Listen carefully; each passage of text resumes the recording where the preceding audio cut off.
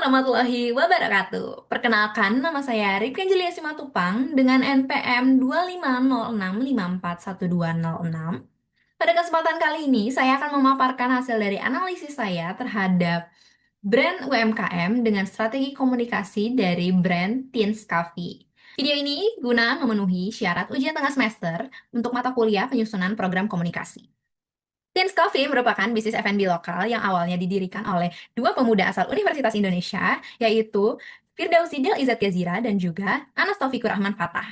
Sebelum kita masuk ke strateginya, kita masuk ke background brandnya dengan analisis organisasi, di mana ada strength mereka memiliki kelebihan yaitu dari viralan mereka pada saat itu melalui produknya Karambol, lalu positioning mereka yang baik, serta identitas dan branding, serta storytellingnya yang konsisten. Mereka juga memiliki weakness yang setelah saya telusuri, yaitu dari brand recall-nya dalam arti mereka memiliki awareness yang masih buruk dan belum sepenuhnya orang tahu bahwasannya es Karambol merupakan produk dari Teens Coffee. Ini tipsnya, mereka memiliki potensi untuk kolaborasi dengan influencer lokal. Kita lanjut ke analisis situasinya. Di sini saya menggunakan pestle analyze dari political. Tentu saja hal lahir dari lingkungan yang mendapat dukungan kampus dan dukungan keprodi, kemudian economical. Mereka juga dijual dengan produk dan harga terjangkau sesuai dengan target market kemampuannya. Lalu sosial dari budaya nongkrong anak muda dan tren ngopi untuk saat ini membuat social di analisis ini cukup baik. Dan environmentalnya saya melihat bahwasannya belum sepenuhnya mereka menerapkan konsep ramah lingkungan baik dari kemasan dan produknya. Lalu dari legal mereka memiliki jejak dan kredibilitas baik dari karyawan maupun apapun itu yang ada di Teens Coffee. Technological mereka memiliki update secara desain dan juga yang futuristic. Itu memungkinkan mereka memiliki visual identity kit mereka dengan baik, dan itu membuktikan bahwasannya mereka sudah memiliki tools design yang advance. Ya, analisis publik yaitu analisis media, di mana saya menggunakan Google Trends untuk mencari pola pencarian insight dan related queriesnya, di mana Teens Coffee itu selalu mengalami pola pencarian yang fluktuatif dengan grafiknya, di mana akan terjadi puncak pencarian apabila ada terjadi suatu event atau diskon. Dan insight pencariannya terbanyak di Jawa Barat karena pusat cabang-cabangnya di sana, dan pencariannya itu paling banyak tentang Universitas Indonesia juga, dan cabang Teens Coffee di Margonda. Ada di analisis publik yaitu di media juga, tapi saya menelusuri tentang jumlah artikel yang expose oleh Teens Coffee dan menunjukkan bahwa top 3 teratas itu bernada positif. Lalu saya melakukan hasil analisis juga teman-teman dengan 100 responden, di mana untuk menunjukkan bahwa awareness Teens Coffee yang mana status pelajaran mahasiswa rata-rata para pengisi respondennya, di mana yang menariknya di sini saya menemukan bahwasannya juga kalau 60% responden itu nggak tahu awalnya kalau es Karambol itu merupakan dari Teens Coffee. Hal inilah yang saya angkat menjadi issues dalam strategi komunikasi Teens Coffee untuk kita bahas di strateginya nanti.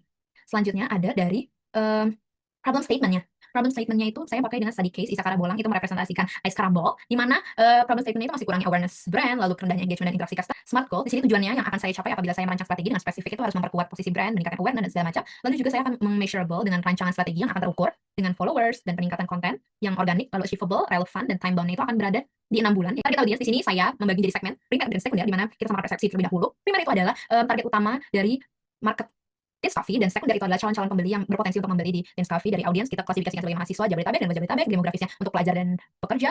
Demografi psikografisnya itu ada di yang suka nongkrong, dan juga ada juga yang rela mengeluarkan uang hobi eksplor kopi baru. Geografisnya itu di luar Jabodetabek itu yang sekunder, sementara yang primer itu ada di Jabodetabek, khususnya yang berada di dekat outlet. Behavioral strategi untuk membahas semua tantangan, saya merancang alur dan campaign dari Teens Coffee, yaitu teman Teens Movement. Ini merupakan rangkaian. Yang pertama ada brand awareness, itu dengan online activation membuka pop-up booth, acara-acara kampus, kemudian ikut serta di festival coffee, lalu kolaborasi lintas produk atau industri seperti musik, lalu online activation-nya itu dengan storytelling dan pengoptimalan konten dan hashtag Karambol by Teens Coffee. Kemudian dari engagement building community itu kita mau offline activation-nya mengadakan mini event, yaitu teman Teens gathering, di mana akan ada sharing session dan performance. Lalu ada online activation-nya itu dengan discount reward untuk orang yang memposting di story reels ketika berada di outlet. Lalu selanjutnya di brand trust and loyalty strateginya itu kita pakai dengan offline activation-nya kegiatan CSR mini, yaitu dengan donasi akan KPI-nya menjangkau sedikitnya 4 kampus besar dan 3.000 pengunjung booth, serta meningkatkan jumlah followers sebesar 10% dari acara tersebut. Lalu kita akan berpartisipasi juga dalam Kopi Nasional di Kopi Fest Jakarta dengan KPI tentunya, dengan hasil foto booth yang ada di sana tadi dari Kopi Fest yang kita selenggarakan itu harus diposting dengan hashtag Karambol by Teens Coffee. Kemudian juga melaksanakan perjanjian kerjasama dengan brand Artage untuk memperluas brand awareness dari Teens Coffee. Kemudian dari engagement dan Teens building dan community building itu akan mengadakan acara santai di cabang UI Annex atau BRI Workspace